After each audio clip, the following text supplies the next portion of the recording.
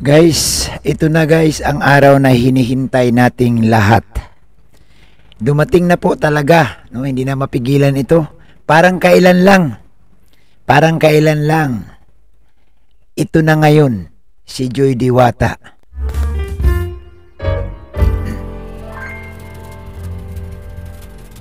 Ayun guys, shout out sa lahat. Shout out kay Kuya Bal, kay Ate Ina, kay Kalinga Prab, at syempre sa lahat ng K-Boys na kasama ni Kalinga Prab. At syempre sa mga bagong team ni Kalinga Prab, ang Hagibis. Yan, Hagibis. Uy, palakpakan natin yan. Grabe yan, mga macho talaga yung malalaking katawan. Reaction at mabilis na reaction. Bilis-bilisan na natin. Pero bago tayo magpatuloy guys, ayan, yung aking channel. Ulit-ulitin ko, ayan, Bobby TV 143 po, paki-subscribe lang po para maging kabilang ka na guys sa ating mga solid subscribers. At guys, huwag niyong pansinin yung mga taong gusto lang mamba sa atin, no? Andyan si Boy. Boy! Boy! Gutom na ba, Boy? Balik kalingap si Boy, Ay, shout out po sa inyong lahat guys, ayan. So guys, ganito ito yung ating thumbnail, no, sa araw na ito. Siguro hindi naman bago sa inyo 'yan, 'di ba? Sa lahat po ng mga Joynatic supporters, ayan. Ang tanong, sino ang pinakamasaya sa araw na ito? Ayan. Guys, comment down below, Comment kayo diyan sa ating comment section, para mas maganda naman. Comment po kayo. Syempre, 'di ba, no? Ngayong araw na ito, guys, ay araw po, no, ng capping. Diba? Ito pakita ko sa inyo picture lang. So ayan guys, si Nanay Imelda, nako, grabe si Nanay Imelda. Halos di ko makilala si Nanay Imelda. Talagang ang laking pagbabago, no? Ito guys, no, pasalamatan natin muna guys yung mga sponsor. Salamat talaga sa lahat ng tumulong mamula pa man noon, magpahanggang ngayon sa mga sandaling ito na alam ko ang dami pong nagmamahal kay Joy Diwata. Congrats po muna talaga. Yan, palakpakan natin. Palakpakan po natin si Nanay Imelda at si Joy Diwata. Guys, ito na yung ito na yung sinasabi na pangarap lang noon, natupad na ngayon. Ang pangarap lang noon nila ni Nanay Imelda, ni Joy especially. Dahil pangarap niya talaga noon na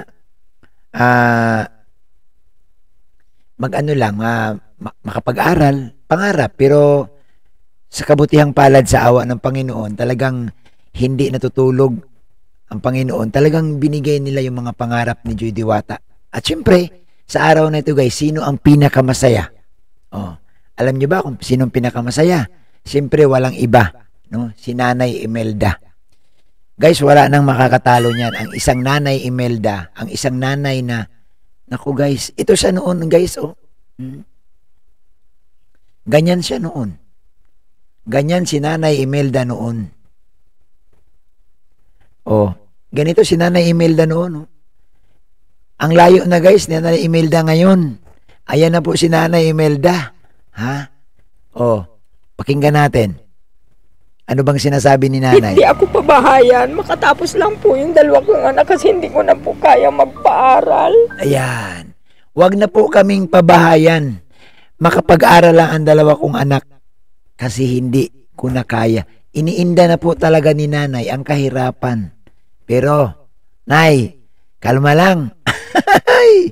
Nasaan ka na ngayon, Nay? Ayan na po si Nanay ngayon, guys, Akalain mo yan. Kaya alam mo, doon sa mga nag-underestimate, ang aral dito, guys, sa ngayon, tingnan ninyo, si Nanay Imelda, nagsikap, hindi sumuko, hanggat matagpuan sila ng kalingap. Ito lang yung aral naman na napakasimple, no? Huwag mong sukuan ang buhay. Hayaan mo lang. Si Nanay Imelda, tumanda na lang sa paghihirap. Tumanda sa kahirapan. Guys? Tingnan mo yung itsura ni Nanay Imelda dyan, guys, Sabi ko po at sabi po nito, Mama, gusto kong magtapos. Kaya saya mo anak, sabihin na, kahit di na tayo pabahayan, okay na po kami sa ganitong bahay. Kaya saya mo anak, sabihin na, kahit di na tayo pabahayan, okay na po kami sa ganitong bahay. Ang importante guys, makapag-aral lang. Pero, masdan mo guys, nasaan sila ngayon? Nandyan na po sa tagumpay. Oh, yan, palakpakan natin. Simple lang naman ang mensahe talaga ni Nanay Imelda sa atin, no? Makita mo dito, guys, ang mensahe niya noon. Ito, ulit-ulitin ko. Ako pabahayan, makatapos lang po yung dalawa kong anak kasi hindi ko na po kaya magpaaral.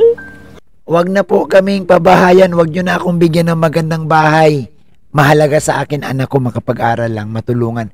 Grabe ang mensahe ni Nanay. Hindi si Nanay nanghangad, no? Nanghangad ng magandang bahay, wala eh. Ang mahalaga kay Nanay Imelda, mga kalingap, pag-aaral ng anak niya. O, pag-aaral ng anak niya. At siyempre, salamat din, no? Sa mga sponsor. Tinupad po yan ngayon. Salamat kay Kalinga Prab. Kalinga Prab, thank you so much. Kay Kuya Bal, hindi niyo po talaga iniwan si Diwata. No? Pinabahayan niyo po sila. Ito ngayon, nakapag-aral na, ginawang scholar. Iyan na guys, oh.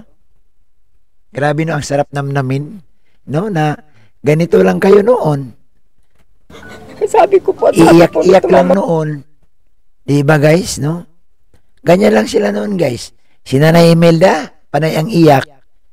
Dahil nga sa kahirapan. Pero kita nyo naman, si Nanay Imelda guys, hindi talaga niya binitawan yun na sana makapag-aral. Oh, commercial na. Diba, ganyan po ang kanilang loko, yung kanilang si Arnoon, ganyan lang. Diyos ko po, matatakot ka. Oo, pero hiningi ba ni Nanay o ang lagay ng sapatos, ganyan lang. Ayan. O, ganyan lang guys. O, diba? Kasi balak po namin ganyan lang kahirap. Kahit magsubi ako dito, kahit dito. Pero guys, never man silang never man si Nanay Imelda talaga guys na sumuko. Hindi sinukuan ni Nanay Imelda ang buhay, ang kahirapan. Never. Lalo na hindi din niya sinabi sa anak niya na, alam mo guys, ang hinangaan ko kay Nanay Imelda, never niyang sinabi na tumigil na kayo anak, pagod na ako. Tingnan nyo lang po ang mensahe ni Nanay Imelda, no? Mag-aral talaga. Alam mo kung iba-iba lang guys, hindi lahat ng mga magulang, lalo single parent ka, hindi lahat katulad kay Nanay Imelda. Si Nanay Imelda, hindi niya talaga guys, pinakita sa anak niya ang kahinaan. Hindi niya salabing, o Joy, mag-aral ka, magtigil ka muna. Tulungan mo muna ako, magtrabaho ka muna. Hindi. Ang inahabol ni Nanay, nung dumating si Kalinga Prab, baon niya hiniling. Huwag niyo na kami pabahayan, paaralan niyo yung anak ko. Sapat na sa akin. Sapat na sa akin makapag-aral sila. O di po ba? Ang mensahe ni Nanay dito sa sarili kong opinion guys, yung pinakita ni Nanay Imelda na ang sarap natin na baunin, yung katatagan ng isang solo parent, katatagan ng isang ina na hindi sinukuan, pinasok lahat ng trabaho para lang talaga guys, para lang makaraos, no? Hindi siya wala man pong nakikialam sa amin, awa ng Diyos. Pero sabi po nila, dapat nga daw po hindi kami natutulog dito kasi mga dalaga na baga po yung mga anak ko. Tama talaga, Nay. So, ayan guys, ang bahay nila, oh. Tagpi. Diba? Pero, hindi talaga si Nanay, no? Ang hinangaan ko dito kay Nanay, binigyan niya talaga halaga ang pag-aaral. Ang ibang magulang guys, hindi man ganito. Ang ibang magulang guys, pag sa sobrang hirap na talaga, pinapatigil man ang anak. Yan po naman talaga, no? Yan po ang realidad. Yun nga lamang, itong si Nanay Imelda, hindi siya sumuko. Kahit anong trabaho, pinapasok eh. Hindi inuna ang bahay, hindi inuna ang kagamitan, hindi inuna ang material na bagay. Ang inuuna niya, ang pag-aaral ng anak niya. Mabigyan ng baon mga anak niya, mabigyan ng allowance mga anak niya. Makapasok sa school. Kahit ganito ang bahay nila. Oh. Kahit ganyan ang bahay guys nila guys, di ba? Pero ngayon, nasaan na? Where are you na Nanay Imelda? Ayan na sila, oh. Ay, grabe. Nanay Imelda. Nanay, grabe. Saludo. Ay, palakpakan. Ayan, palakpakan. Guys, ipinapakita lang po dito ni Nanay Imelda, guys, sa atin, ha? Wag pong sumuko, no? At ang sinasabi ni Nanay Imelda, siya nagpapatunay dito, na yung kasabihan, habang may buhay, may pag-asa. Habang may buhay, guys, may pag-asa. Isipin nyo naman guys, no? Ha? Tingnan nyo. Sa edad nila ni Nanay Imelda guys, ha? Mm. Sa edad ni Nanay Imelda guys na ganito na guys katanda, ganito lang edad ni Nanay Imelda, di ba? Ganyan na siya guys, hindi man siya sumuko. Hindi siya nawalan ng pag-asa talaga na darating ang panahon, mapabahayan sila, may makakatulong sa kanila. Dininig ni Lord yung kanilang panawagan, yung kanilang dasal sa oras-oras, gabi-gabi na matulungan sila. No, nagamit instrumento si Kalinga Prab para maabot ng tulong sina sa Nanay Imelda. At siyempre, huwag natin kalimutan si Kuya Andy Kayakap. Yan, suportahan niyo po yan guys, si Andy Kayakap. Narating sila si Nanay dahil kay Andy Kayakap. At dahil kay Kalinga Prab, nakilala si Joy, natagpuan ng mga sponsor, natagpuan ng mga babait na sponsor. Di po ba? Grabe guys, no? Talagang yung pag level up, no, na transform yung buhay ni Nanay Imelda mula sa tagpi-tagping bahay. Mula sa tagpi-tagping bahay, guys. Ganito na sila ngayon. Ay di po ba? Ang sarap sa pakiramdam. O di, ano ngayon? Mensahe dito, guys, habang may buhay, hanggat may hiningan ka, wag mong sukuan ang kahirapan. Maganda din ito, no? Sana lahat, katulad din na Imelda, guys, na ganun katibay, ganun katatag pagharap sa problema. Hindi biro, guys, 3 anak mo, ikaw lang isa ang kumakayod. Hindi biro po yan. So yan, congrats po, no? Yan ang masasabi ko talaga kay Joy. Joy, tuloy lang, Joy. Na ang tagumpay, Joy, nasa dulo pero nangalahati ka na. Sabi ko nga, hindi pa man tapos si Joy, pero nakikita ko na, nangalahati na si Joy sa nasa dulo pa ang tagumpay nito, guys. Wala pa man. Pero itong narating ni Diwata na ganito, nangalahati na siya. Nangalahati na, guys. Mahirap ang pinagdaanan ni Diwata. Pero, kita nyo naman kung anong ehemplo ang pinapakita sa atin ni Diwata. Pag may problema, tuloy lang. Nasaktan ka man, tuloy lang. Iniwan ka man, pagpapatuloy pa din. O, di ba? O yung iba dyan, iniwan lang, nalugmok na, sinaktan lang, hindi na bumabangon. Guys, si Joy, tingnan mo si Joy, bumangon kahit gaano kahirap. O ano ang message ni Nanay, guys? Panoorin natin, guys, kung ano ang message ni Nanay Imelda. O, yung wish ni Nanay Imelda. Ayan, guys, yung wish niya, grabe. Nanay, ay grabe si Nanay Imelda, guys. Ang ganda ni Nanay Imelda, guys,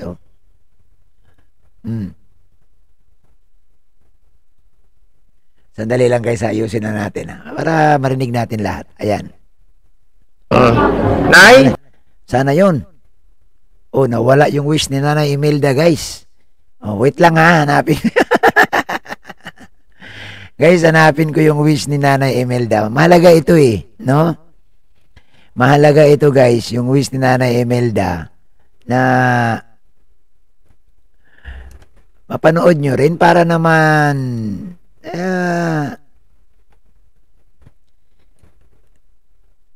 di ba? Para naman marinig natin, Pasensya na po, Humingi ako ng pasensya sa inyo, guys, sandali man lang ito. Wait lang natin. Sandali lang ito. Ay nako, ano ba yan? Ano ba yan? Bakit nagkaganon?